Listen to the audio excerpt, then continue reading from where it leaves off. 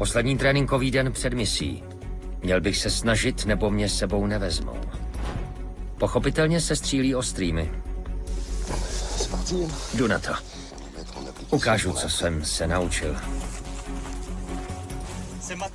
Nejdřív nastartujte.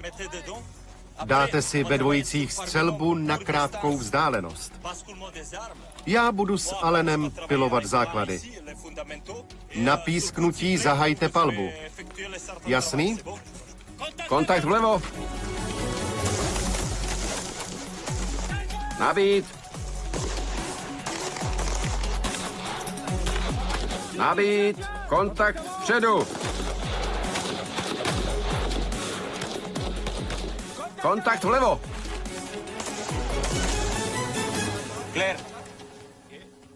Dělejte. Ty mě nekryješ. Aha, Když sklopíš oči, tak nevidíš, co se děje před tebou a můžeš to schytat, chápeš? chápu.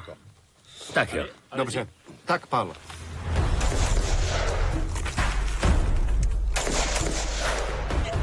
Snažím se k ním přiblížit, pálím, bum, bum.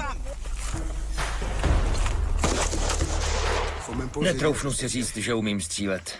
Musím sklapnout. Poslouchat a makat. Opakuje se to dokola. Neexistuje dělat ramena. Ne, nic neumím. Zapomněl jsem i na bláznivý filmový sny. Zapadnul jsem do soukolí tréninku. Chci jít do akce. Zatím nejsem připravený. Ale snad to zvládnu.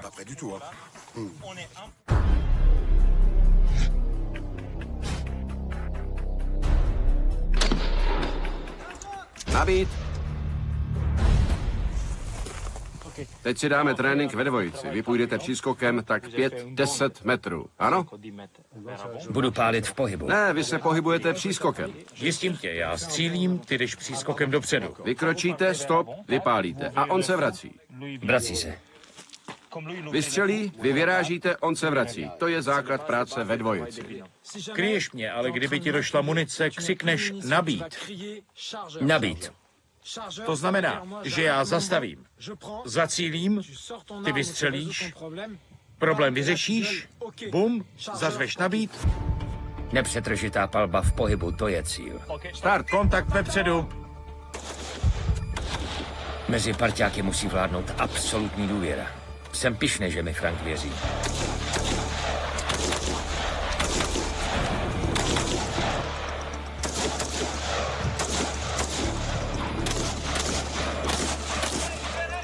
Nabít!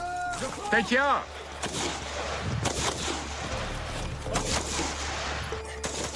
Dělej, pal.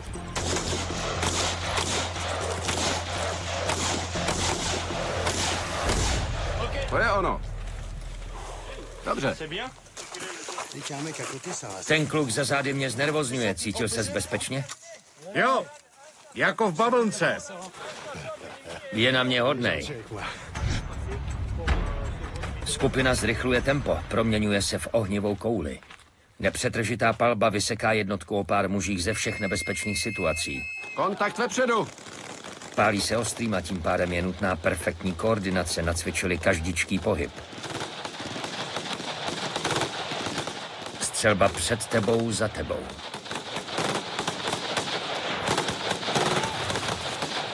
Mají můj obdiv.